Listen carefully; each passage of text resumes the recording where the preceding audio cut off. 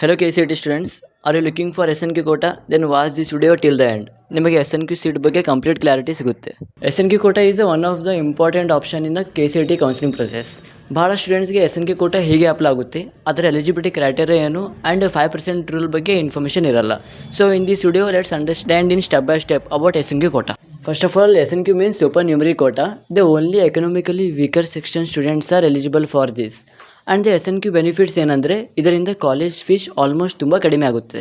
ನಾವು the eligibility criteria for the SNQ quota ಏನಂದರೆ ಅದಕ್ಕೆ ನಿಮ್ಮ ಫ್ಯಾಮಿಲಿ ಇನ್ಕಮ್ ಬಿಲೋ 8 lakh ಆಗಿರಬೇಕು.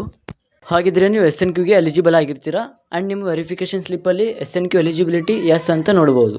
ಈಗ ಒಂದು ಇಂಪಾರ್ಟೆಂಟ್ ಪಾಯಿಂಟ್, ನೀವು ಎಸ್ ಎನ್ ಕ್ಯೂ ಕೋಟಾಗೆ ಎಲಿಜಿಬಲ್ ಆಗಿದ್ದರೂ ಕೂಡ ಕಂಪಲ್ಸರಿ ನಿಮಗೆ ಎಸ್ ಎನ್ ಕ್ಯೂ ಸೀಟ್ ಸಿಗುತ್ತೆ ಅಂತ ಗ್ಯಾರಂಟಿ ಇಲ್ಲ.